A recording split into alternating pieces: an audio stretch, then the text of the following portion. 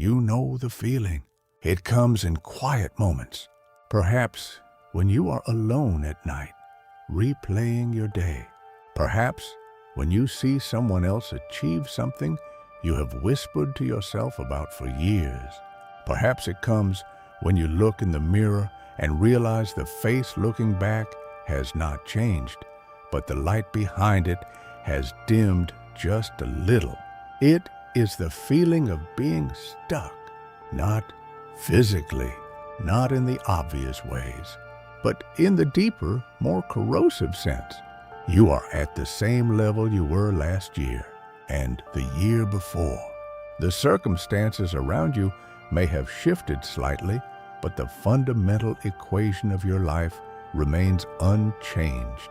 You are still trading the same time for the same result, still wrestling the same doubts, still waiting for something external to shift, for a lucky break, for permission to begin. This feeling is not a sign of failure. It is a sign of mismatch. A mismatch between the person you are and the person the moment requires. The world does not respond to your wishes. It does not bend to your hopes. It responds to force. Not loud, aggressive force, but the silent, irresistible force of a version of you that has become undeniable. Think of gravity. You do not ask gravity to pull you down. You simply release an object, and gravity has no choice. It must respond. It must act. The object's weight and your release are not requests. They are facts. And the universe, through gravity, answers those facts with the only possible outcome. You have been asking the universe for things, asking for a better job, for more respect, for a different relationship, for financial freedom. You have been asking with your thoughts, with your hopes, with your quiet desperation. But the universe does not respond to questions. It responds to facts. And you have not yet become a fact that demands a new answer. To upgrade yourself so life has no choice but to respond is to transform from a question into a fact. It is to accumulate such weight, such density of capability and character, that the world around you must rearrange itself in response to your presence. It is to become an object of such gravitational pull that opportunities, respect, and results naturally curve toward you. This is not a metaphor. It is a law as real as physics, governing the invisible economy of human value. Consider the people you have encountered who possess this quality. They are not necessarily the loudest. They are not always the most charismatic, but they possess a certain density. When they speak, the noise around them seems to dim. When they act, their actions carry weight. When they are present, the room adjusts subtly, unconsciously, to their existence. They have not demanded this. They have simply become something that cannot be ignored. This density is not magic. It is not luck. It is the accumulated result of 1,000 small choices, 1,000 days of silent compounding, 1,000 refusals to remain at the same level. It is built brick by brick in the hours no one sees. The tragedy is that most people spend their lives trying to pull the world toward them. They reach, they strain, they network and pitch and plead, but pulling is exhausting and inefficient. The far more powerful approach is to become someone the world wants to move toward, to build a center of gravity so strong that the pulling happens automatically, without effort, without depletion. This is the fundamental shift we're about to make, from reaching outward to building inward, from asking to becoming, from lightweight to undeniable. But to begin this transformation, we must first understand why you are currently stuck. It is not for lack of desire. It is not for lack of effort. You have tried. You have tried many times. The reason you are still at the same level is that your efforts have been scattered. You have been watering many small plants, hoping one would become a tree. But scattered water evaporates. Only focused, consistent, deep watering grows the one thing that can eventually provide shade for everything else. You have been a generalist in your own growth. A little bit of this course, a little bit of that habit, a flurry of effort here, a long pause there. You have been collecting seeds, but you have not been planting a forest. You have been hoping for a harvest without committing to a single deep root. The world responds to depth, not breadth, not variety, not busyness, depth. It responds to the person who has chosen one mountain and climbed it, not the person who has climbed the first 100 feet of 100 different hills and called themselves an explorer.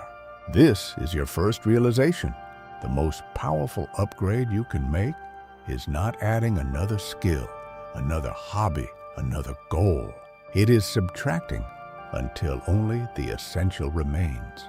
It is choosing the one area of your life where becoming undeniable would change everything else. And then, with a quiet, stubborn ferocity, pouring your entire self into that single, deep channel. When you do this, something shifts in the physics of your existence. You are no longer a scattered cloud moved by every wind. You are becoming a river, and a river over time cuts canyons. It does not ask the mountain to move. It simply flows persistently, deeply, until the mountain has no choice but to part. You have chosen your mountain. You have identified the single deep channel where you will pour your focus. This act of selection is itself a form of power. Most people never make it. They remain scattered, waiting for clarity to arrive from the outside. You have done the harder thing.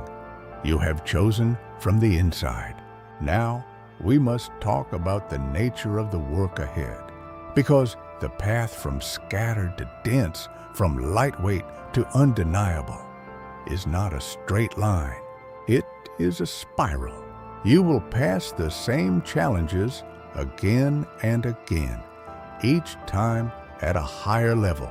And the first challenge, the one that stops almost everyone, is the confrontation with the gap between your vision and your current reality.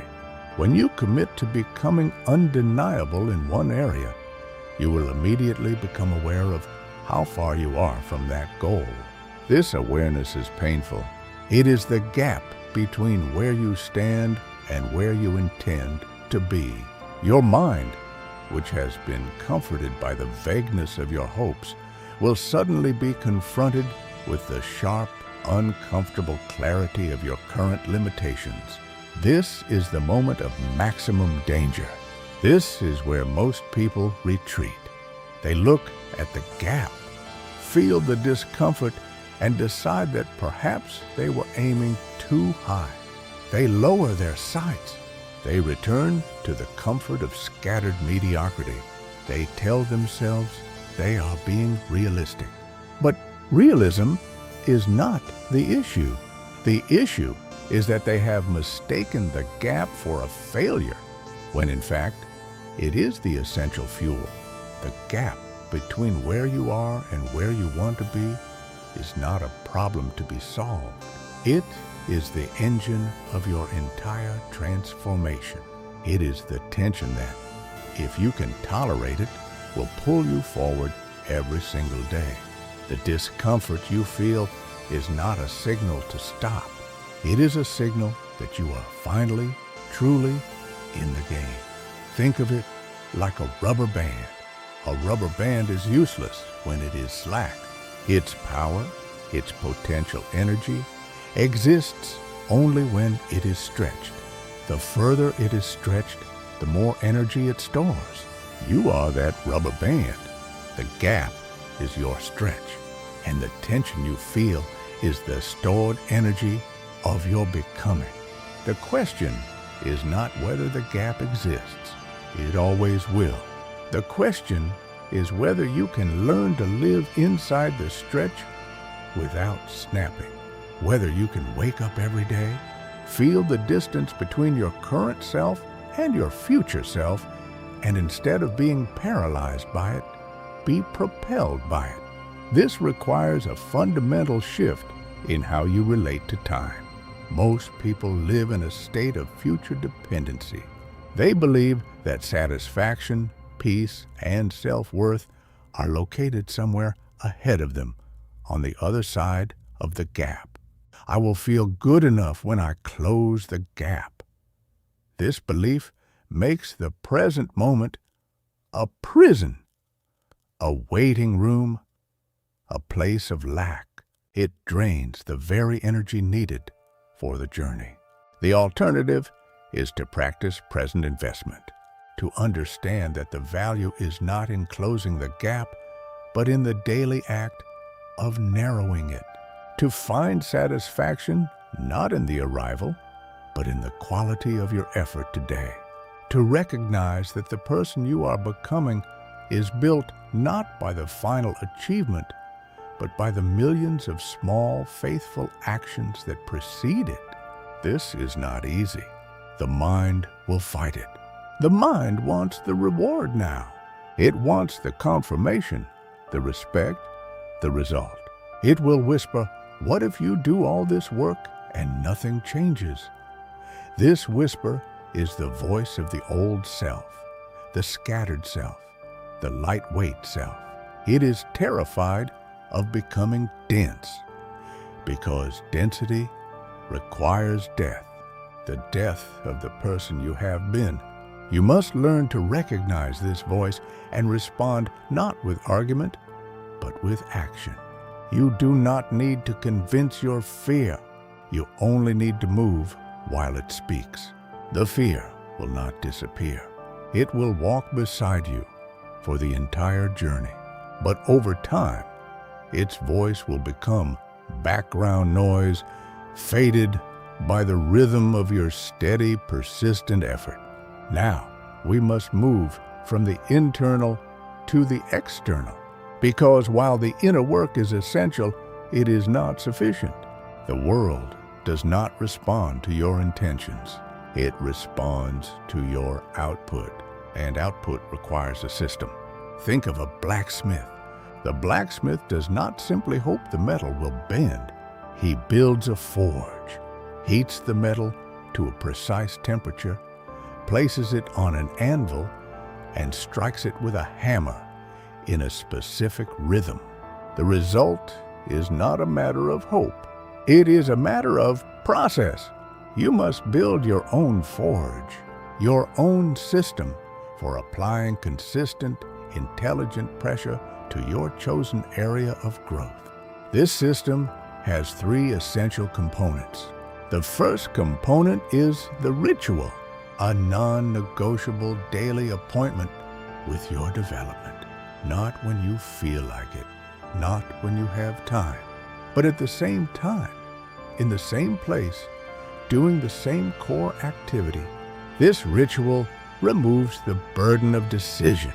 It bypasses your motivation and connects your future self directly to your present actions. The ritual is the heartbeat of your transformation. It must be simple enough to keep and meaningful enough to matter. The second component is the measurement. What gets measured gets managed, but more importantly, what gets measured gets seen. You need a simple way to track your consistency, a calendar where you mark each day you complete your ritual, a journal where you note one observation about your progress. This is not about performance anxiety. It is about building a visible chain of evidence that you are showing up. When doubt creeps in, you will have this chain to remind you that you are not the same person who started. The third component is the reflection. At regular intervals, perhaps weekly, you pause. You look back at your chain of effort. You ask yourself 2 questions. What did I learn this week? And what will I adjust next week?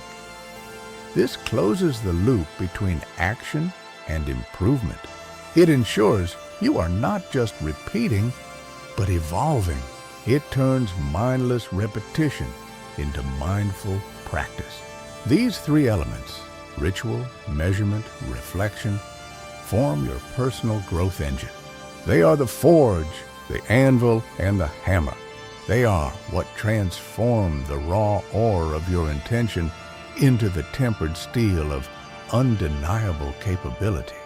But even with this engine running, you will encounter a force that seeks to stop you, a force more powerful than laziness, more subtle than fear.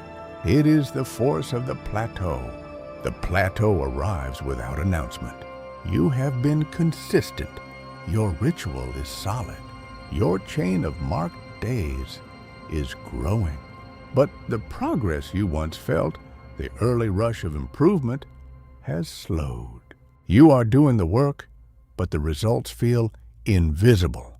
The gap between where you are and where you want to be no longer seems to be shrinking. It feels, in fact, as though it has become permanent. This is the plateau, and it is here that almost everything worthwhile is either built or abandoned. The plateau is not a sign of failure. It is not evidence that you have reached your limit.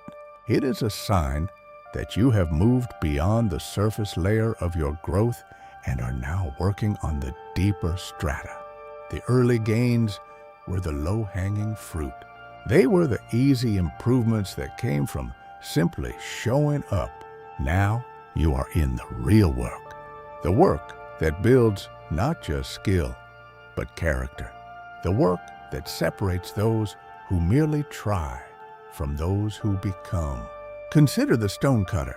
In the first days of work, he may break many small rocks. The progress is visible, satisfying, encouraging. But then he encounters the boulder. For days, perhaps weeks, his hammer strikes seem to do nothing. No cracks appear. No pieces fall away. An observer might say he is wasting his time. But the stonecutter knows something the observer does not.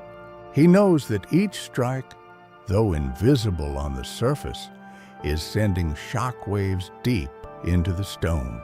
He knows that the crack, when it finally comes, will be the result of every single strike that came before. He knows that the plateau is not empty time. It is accumulation time. You are the stonecutter. Your daily ritual is the hammer. And the plateau is the period when you must trust that each strike matters, even when you cannot see the crack. This trust is not blind faith. It is based on a deep understanding of how real growth works. Growth is not linear. It is stair-stepped. You work for a long time at one level, seemingly stuck. Then, in a moment that feels sudden, you lurch upward to the next level. But that lurch was not sudden. It was the result of all the invisible work that came before. The plateau is the horizontal part of the step. It is where you gather the elevation needed for the next vertical rise. The danger of the plateau is not that it stops your progress. The danger is that it stops your belief. You begin to doubt whether the goal is possible. You begin to question whether you chose the right mountain. You begin to entertain the thought that maybe you should try something else, something that might yield faster results. This is the voice of the scattered self. speaking one last time before it dies. It knows that if you stay on this plateau long enough, you will emerge on the other side as someone new, someone dense, someone undeniable. And that person has no use for scattering, so the scattered self makes its final plea. Move on. Try something else. This isn't working. You must recognize this voice for what it is. Not wisdom, not practicality, but the death rattle of your old identity. And you must respond not by quitting, but by deepening. Deepening means refining your ritual. It means asking harder questions during your reflection. It means seeking feedback from those who are already where you want to be. It means not just doing the work, but studying the work. It means moving from passive repetition to active investigation. On the plateau, you stop asking, "Am I there yet?" and start asking, "What am I missing?" You stop looking for results and start looking for insights. You become a student of your own process, a scientist of your own growth. And in that shift, you generate the very pressure that will eventually crack the stone. There is a second force that operates on the plateau, and it is more subtle than doubt. It is the force of the familiar ache. You have been living with the gap for so long that it has become comfortable. The discomfort of the stretch has become your normal, and in a strange way, you have begun to identify with it. The person who is striving, who is struggling, who is almost there, that person has become your sense of self. If you succeed, that person dies, and part of you is afraid of that death, afraid of what comes after, afraid of becoming someone who no longer has the gap to define them. This fear keeps you on the plateau, circling but never climbing. It is the fear of the known self ending. You must see this fear clearly, and you must choose consciously and repeatedly to let the old self die. The person you have been, the one defined by the gap, has served its purpose. It brought you here, but it cannot take you further. To become undeniable, you must be willing to become unrecognizable to your former self. This is the inner work of the plateau. It is not about technique. It is about identity. It is about deciding, in the absence of visible progress, that you are already the person who will close the gap, not will become, already are, acting from that identity, not toward it. When you act from the identity of the person who has already arrived, your relationship to the work changes. You are no longer doing the ritual to become someone. You are doing it because that is what someone like you does. The effort is no longer a means to an end. It is an expression of who you are. And this shift removes the weight of expectation. It frees you from the tyranny of results. It allows you to find satisfaction in the work itself, which is the only sustainable source of motivation. This is the secret of those who become undeniable. They do not endure the plateau. They inhabit it. They make their home in the long, quiet middle, because they understand that the middle is not a waiting room. It is the actual place of becoming. The destination is just a moment. The plateau is where life is lived. You are on your plateau now. Perhaps you have been there for weeks, months, or even years. But you are still here, still listening, still seeking. That means the stonecutter is still striking. The cracks are forming, even if you cannot see them. Do not stop. Do not look for another mountain. Deepen your strike. Refine your aim. Trust the accumulation. Something has shifted. You cannot pinpoint the exact day it happened, but you feel it.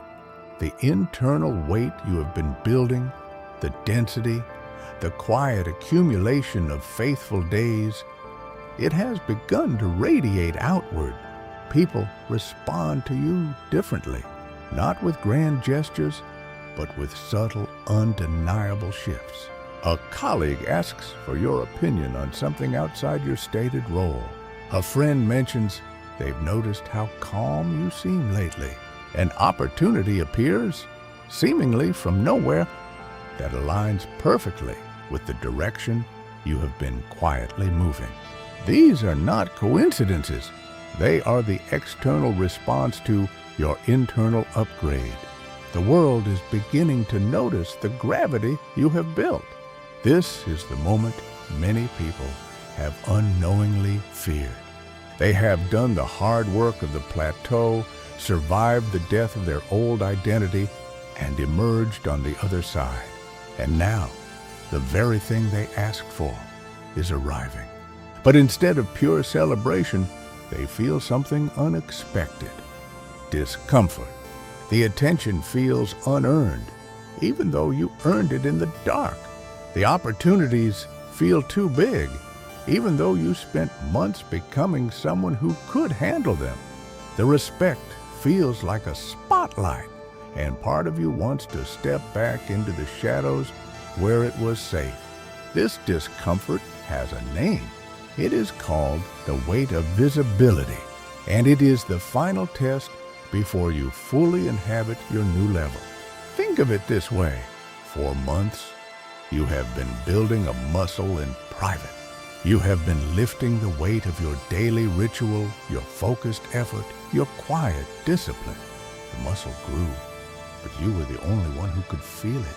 Now, you have walked into a room, and people can see the muscle. They comment on it. They expect things from it. They may even ask you to lift things for them. The muscle has not changed. It is the same muscle you built in the dark. But the context has changed entirely, and your mind, still catching up to your new reality, may panic. It may whisper, "They think I'm stronger than I really am. They're going to find out I'm a fraud. I should go back to where no one was watching." This whisper is the last gasp of the old self.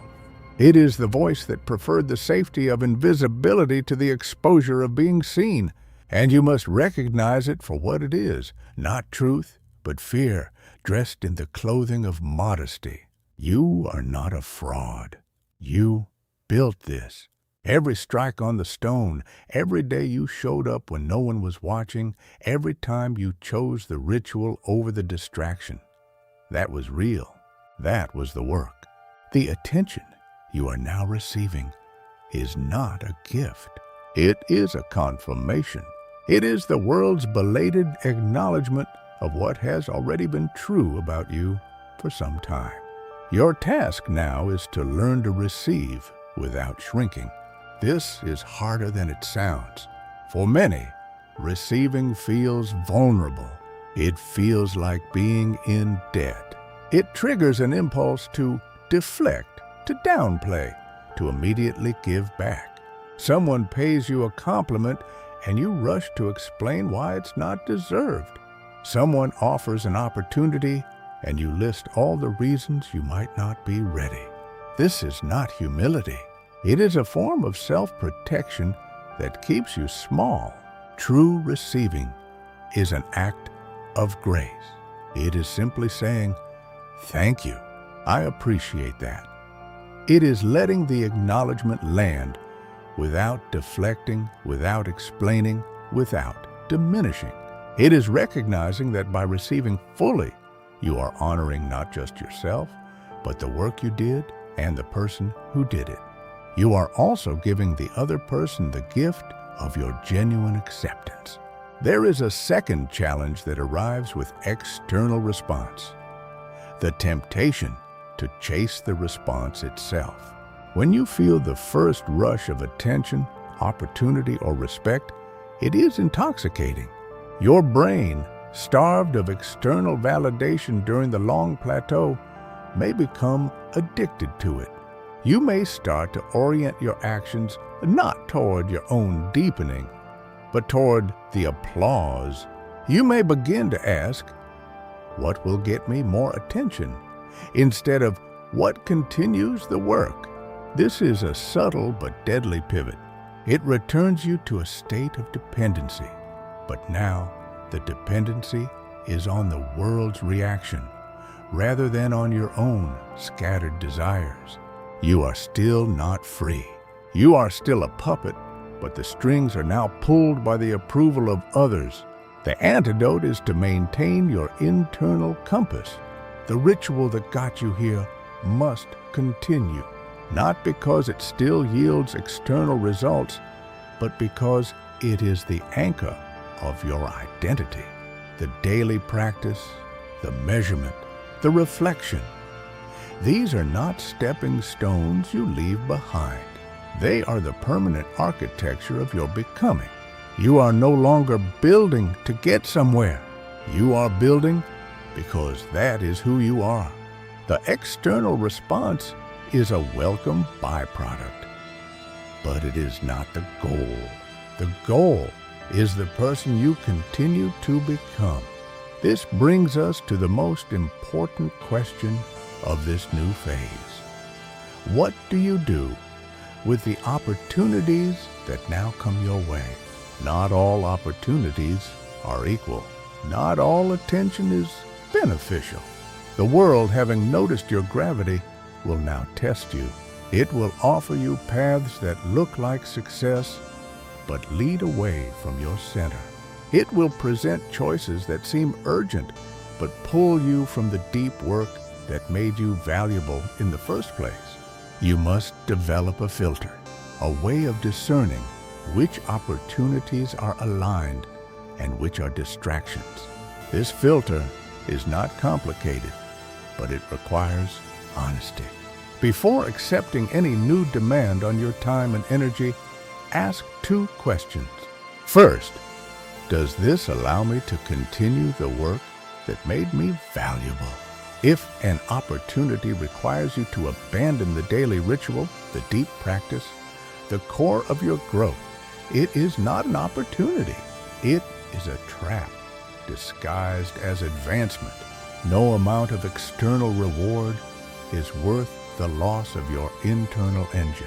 Second, does this move me toward the person I am becoming, or just the person they want me to be? Opportunities often come with expectations. People will want you to be a certain way, to perform a certain role, to fit their needs. If that role aligns with your authentic direction, it may be a good fit. If it requires you to perform a version of yourself that is not real, it will drain you. It will create a new gap, the gap between the person you are and the person you're pretending to be for the reward. These questions are your guardrails. They keep you from being pulled off the road by the bright lights of external response. There is one more gift that comes with this phase if you are paying attention. The external response provides feedback. It tells you what the world values about what you have built. This information is precious, not as a directive, but as data. It can help you refine your direction, sharpen your focus, and understand where your unique density creates the most value. Listen to what people ask you for. Notice what they thank you for. Observe which of your qualities seem to attract the most attention. This is not about becoming what they want. It is about understanding the unique contribution you are here to make. The world is telling you through its response where your particular gravity is most felt. Use this information to deepen, not to chase, to refine, not to reshape, to become more fully who you are, not who they want you to be. You are no longer in the dark, striking the stone alone. The stone is cracking, light is coming through. People are gathering to watch. This is not the end of your journey. It is the beginning of a new phase. A phase where your internal density meets the external world, and where the person you have become must learn to live in the open. The next and final phase is not about building anymore. It is about sustaining. It is about making this new level your permanent home. It is about ensuring that the person you have become is not a temporary peak, but a lasting elevation. You have arrived at a place few ever reach. You have done the work in the dark. You have survived the plateau. You have learned to receive without shrinking and to filter opportunities without losing yourself. The world now responds to you differently. You are no longer asking. You are being answered. But arrival is not a destination. It is a new starting point. The question that now faces you is the most important one of all. How do you stay here? The gravitational center you have built is real, but it is not permanent by accident. It must be maintained. It must be fed. It must be protected. The forces that once kept you scattered and lightweight have not disappeared. They have simply retreated, waiting for you to become complacent, to believe you have made it, to relax your grip on the very practices that brought you here. This is the final lesson, and it is the most counterintuitive of all. You never stop doing the work. The ritual that got you through the plateau is not a ladder you kick away once you have climbed. It is the very ground you now stand on. If you abandon it, the ground crumbles. You do not fall back to where you started. You fall through. Think of it like breathing. You do not breathe to get somewhere. You do not reach a point where you no longer need air. Breathing is the maintenance of life itself. Your daily ritual, your reflection, your commitment to depth. These are now the breath of your new identity. They are not the means to an end. They are the ongoing expression of who you have become. This understanding changes everything. It removes the exhaustion of keeping up and replaces it with the quiet satisfaction of simply being. You no longer do the work to become someone. You do the work because you are someone, and that someone requires certain conditions to thrive. The musician does not practice to become a musician. They practice because they are a musician. The practice is not a chore. It is a homecoming. It is the place where they are most themselves. You must find this same relationship with your own growth. The daily ritual is not a burden you carry. It is the space where you are most fully you. It is where you return to your center, where you remind yourself of what matters, where you reconnect with the deep current that runs beneath the noise of the world. This shift from striving to being, from climbing to breathing, is the final transformation. It is what separates those who have a temporary peak from those who live at a permanently higher elevation. Now, let us speak directly to the life that now unfolds before you. You have built a center of gravity. People feel it. Opportunities respond to it. You move through the world with a different quality of presence. This is not arrogance. It is not the loud confidence of those who are still proving. It is the quiet authority of those who have stopped proving and started simply being. In your work, you are no longer desperate. You bring your full self to each task, not because you need the outcome, but because the work itself is an expression of who you are. This makes you more effective, more creative, more reliable. People notice They trust you more deeply because they sense no agenda behind your actions. In your relationships, you are no longer seeking validation. You listen differently. You are present differently. You offer your attention not as a transaction, but as a genuine gift. This deepens connections in ways you could not have imagined when you were still hungry for approval. People feel safe with you. They feel seen, and they respond with a loyalty that cannot be demanded, only earned. In your inner life, you are no longer at war with yourself. The voices of doubt and fear still speak, but they no longer command. You have learned to let them pass, like clouds moving across a sky that remains unchanged. You have a home within yourself, a place of quiet you can return to at any moment. This is the ultimate freedom, but none of this is permanent by default. It is permanent only by ongoing choice. The choice to return to the ritual even when you feel you no longer need it. The choice to reflect even when the days feel full and successful. The choice to protect your depth even when the world offers you shallower, more immediate rewards. This is the discipline of the sustained life. It is not glamorous.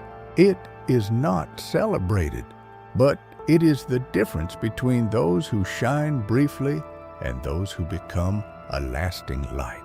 Look back now at the journey.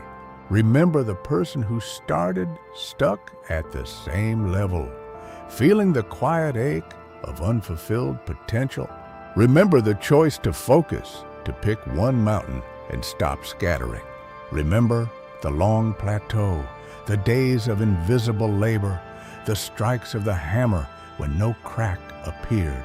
Remember the first signs of external response, the discomfort of being seen, the temptation to chase the applause. Remember the filter, the questions, the deepening. All of it was necessary. All of it was you becoming. And now, here you are, not finished, never finished, but fundamentally different. You have upgraded yourself to the point where life has no choice but to respond. And it has responded.